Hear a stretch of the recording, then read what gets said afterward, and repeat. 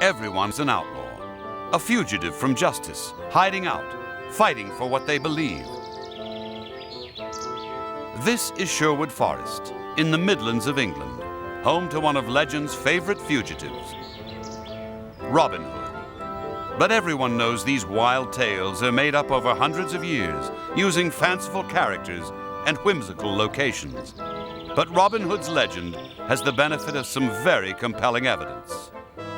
Like this gnarled oak tree, over 1,000 years old, known as the Major Oak, situated on the edge of Sherwood Forest. It's reputedly the secret location in the forest where Robin Hood and his merry men hung out. Maybe this pub, the old trip to Jerusalem, is the reason why they were so merry. It's the oldest inn in England, and the renegades spent many hours here, hiding out and plotting their next assault on the dastardly Sheriff of Nottingham, always on their trail. And this is his castle. After 700 years, now all that remains of it are these old gatehouses, pinpointed by chronicles as the location for some of Robin's most extravagant and daring stunts.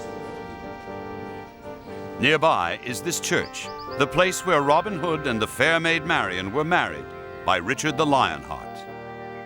But every legend can boast real places. What of the real characters? This worn stone is the grave of Will Scarlett, one of Robin's faithful band of merry men. When he died, he wasn't allowed to be buried inside the graveyard. Because he was an outlaw, he had to be buried out here. Here in Hathersage, a few miles away, lies this long grave, historically recorded as being that of Little John, Robin Hood's best friend and lieutenant. In the 1700s, the grave was opened, revealing a thigh bone measuring 32 inches. This could only have belonged to a man over 7 feet tall. The stories tell of Robin being struck down by a terrible and crippling illness and being taken to this local priory for whatever help they could offer.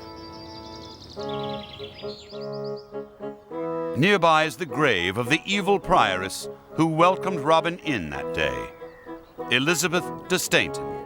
She was in the service of the Sheriff of Nottingham and had been bribed to dispatch the outlaw by any means.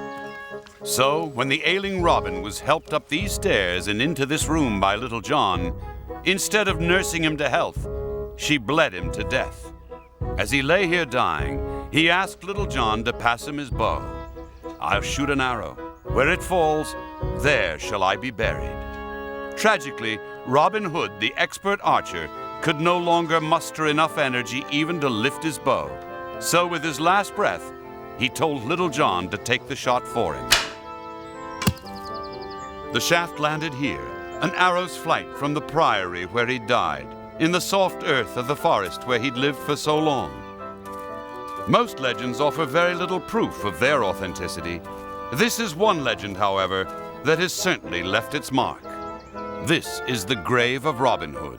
His epitaph, dated 1247, reads, "Here underneath this stone lays Robert, Earl of Huntingdon. Never archer was he as good, all people called him Robin Hood. Such outlaws as he and his men, England will never see again." Would you believe it?